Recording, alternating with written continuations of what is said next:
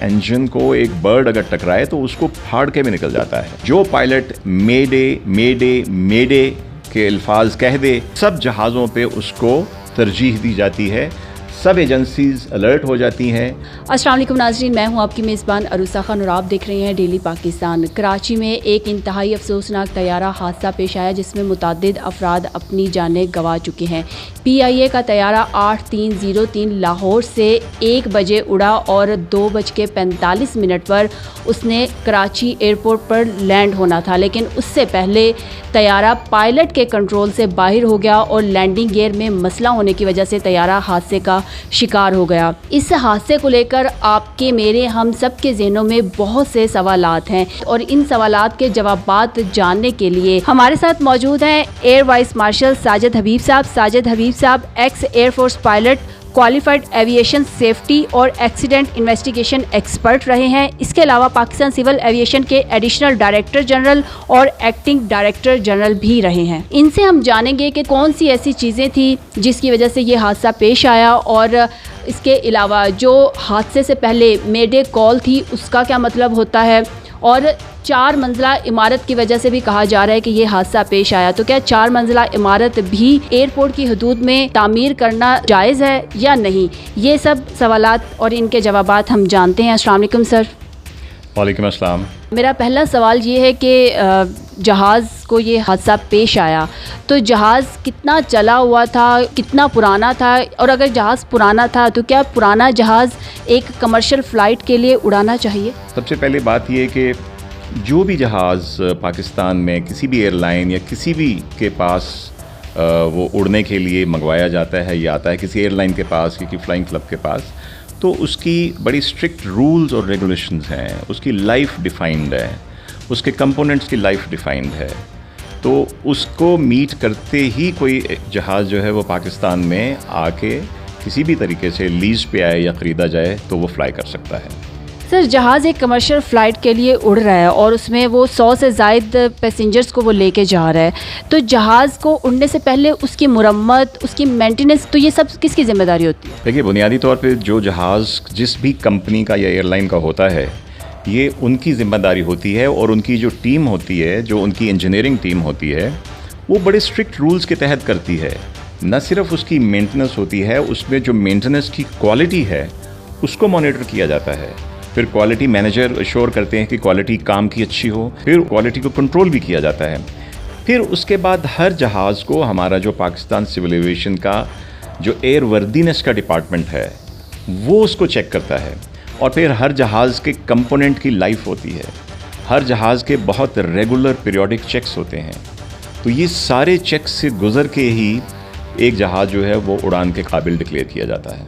Sir, जहाज़ के tyre नहीं खुले, तो जहाज़ के जब टायर नहीं खुलते तो उसके अल्टरनेटिव क्या चीज़ होती है जो पायलट्स को अपनानी चाहिए? अगर किसी वजह से पहिए किसी भी जहाज़ के नहीं खुलते तो उसके 2-3 तरीके उसके बाद फॉलो किए जाते हैं। एक तो ये, आप एक विजुअल चेक कर सकते हैं, वो जहाज़ जो है वो ATC के सामने से गुज़रता है और उसको वो बाइनोकुलर से या देख के वो विजुअली उसको बता देते हैं कि आपके व्हील जो हैं वो नीचे हैं या नहीं हैं।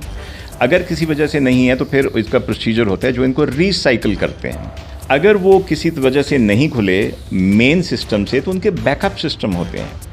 अगर वो सारे सिस्टम फेल हो जाते हैं तो फिर उसके बाद एक लैंडिंग का तरीका भी होता है। बताया जा रहा है कि एयरपोर्ट की हदूद में 4 मंजिला इमारत भी थी जिसकी वजह से तैयारे को हादसा पेश आया। तो क्या 4 मंजिला इमारत का या बड़ी बिल्डिंग्स एयरपोर्ट्स की हदूद में बनानी चाहिए? आपके जो रनवे की तरफ अप्रोच होती है दोनों साइड से या उनका डिपार्चर होते हैं, उसके अंदर डिफाइंड है कि कितने डिग्री की कोण में किस हद तक की बिल्डिंग बन सकती है या नहीं बन सकती। तो अगर कोई ऐसी कंस्ट्रक्शन कहीं पे पाई जाएगी, पहली तो बात यह है कि कोई भी कंस्ट्रक्शन करने के लिए उनको सिविल एविएशन से, और अगर जॉइंट यूज़र है तो पाक फ़िज़ाइया से भी NOC लेना पड़ता है। तो मेरे ख्याल में ऐसा होना नहीं चाहिए कि अगर कोई अनऑथराइज्ड बिल्डिंग उस कोण के अंदर बननी नहीं चाहिए, और क्योंकि इसमें जो कंसर्न स्टाफ है बड़ी विजिलेंट रहते हैं इस मामले में। सर, एविएटर्स का मानना है कि फाइनल अप्रोच के टाइम जहाज़ स्टॉल हो गया था, तो स्टॉल क्या होता है? जो जहाज़ उड़ता है उसको कुछ एक फोर्सेस होती हैं जो कि जिसको हम लिफ्ट कहते हैं, जो कि जहाज़ को लिफ्ट करती है। वो हवा जो गुजरती है विंग्स के ऊपर से, उसके हिसाब से वो लिफ्ट जनरेट होती है, और किसी भी वजह से आप जहाज़ की लिमिटेशंस को क्रॉस करें, जिसमें स्पीड का ड्रॉप होना, हर जहाज़ की एक स्टॉलिंग स्पीड है, अगर उससे कम स्पीड ले जाएंगे तो जहाज़ स्टॉल हो जाएगा। हर जहाज़ का एक एंगल ऑफ अटैक जिसको कहते हैं, जिसको आप कहते हैं कि कितनी नोज़ उठाई होनी चाहिए कितनी स्पीड के ऊपर, उसको अगर आप हदूद के अंदर रखेंगे तो जहाज़ स्टॉल नहीं होगा। वो विंग जो है उनके ऊपर से गुजरने वाली हवा उतनी लिफ्ट या अपवर्ड फोर्स प्रोड्यूस करती रहेगी कि जहाज़ हवा में उड़ता रहे।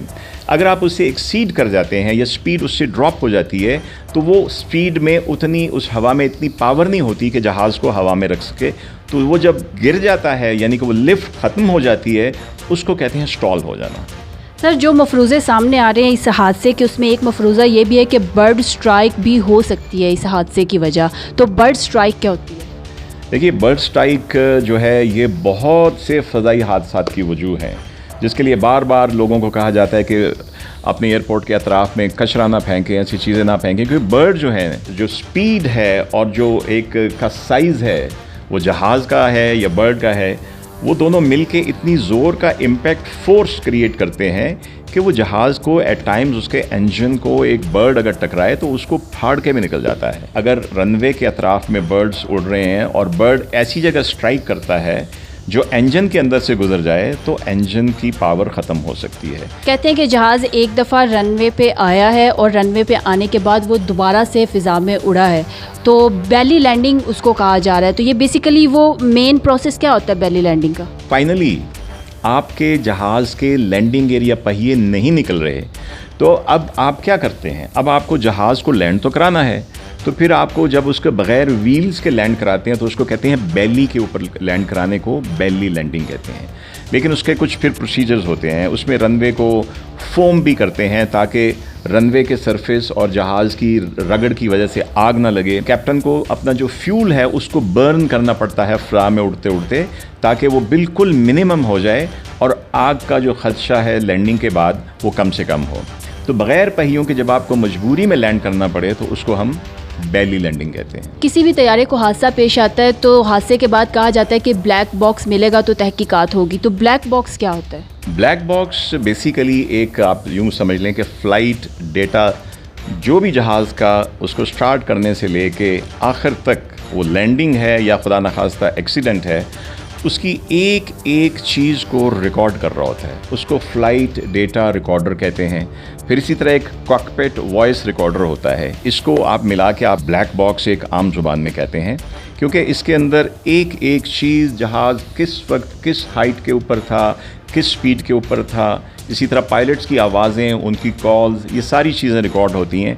तो ये जिसके अंदर फ़्लाइट का पूरी परवाज़ का सारा डेटा जो है रिकॉर्ड हो रहा होता है, उसको हम ब्लैक बॉक्स कहते हैं। हादसे से पहले पायलट्स की जो गुफ्तगू हुई उसमें मेडे कॉल भी बोला जा रहा था, तो ये मेडे कॉल क्या होती है? मेडे कॉल एविएशन में उस वक्त ये वर्ड्स इस्तेमाल होते हैं और 3 दफ़ा कहा जाता है जबकि जहाज़ को शदीद ख़तरा हो हादसे का, जिसमें कि जहाज़ तबाह हो सकता है, गिर सकता है, जानी नुकसान हो सकता है। जब ये सिचुएशन होती है तो अगर फ़िज़ा में 100 जहाज़ भी उड़ रहे हैं तो जो पायलट मेडे मेडे मेडे के अल्फाज कह दे, सब जहाज़ों पे उसको तरजीह दी जाती है, सब एजेंसीज़ अलर्ट हो जाती हैं और इसको टोटल प्रायोरिटी नंबर 1 दी जाती है, इसको हेल्प की जाती है, रेस्क्यू सर्विसेज तैयार हो जाती हैं और रनवे को, एयरफील्ड को उसके लिए मुकम्मल तौर पर अवेलेबल कर दिया जाता है। आखिरी सवाल, आपका इतना माशाल्लाह से तजर्बा है, अगर उस पायलट की जगह पे आप होते और ये हादसा या ये सीन क्रिएट होता तो आप क्या करते? ह्यूमन फैक्टर एक बहुत बड़ा फैक्टर है किसी भी एक्सीडेंट में, लेकिन हम भी जब पायलट्स को ट्रेन करते हैं या जब हमें ट्रेन किया गया था तो हमें तमाम इमरजेंसी सिचुएशंस को हैंडल करने की ट्रेनिंग दी जाती है। इसलिए जो नॉलेज है जहाज़ का वो बहुत ही ज़रूरी है हैंडल करने के लिए।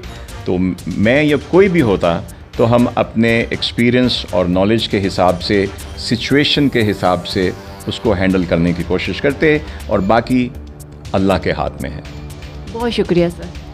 शुक्रिया जी नाज़रीन, हमारी बस इतनी सी दुआ है कि जो लोग इस हादसे का शिकार हुए हैं, अल्लाह पाक उनके लवाहिकीन को सब्र जमील अता फ़रमाए। इसी के साथ अपनी मेज़बान अरूसा खान को इजाज़त दीजिए। देखते रहिए डेली पाकिस्तान। अल्लाह हाफ़िज़।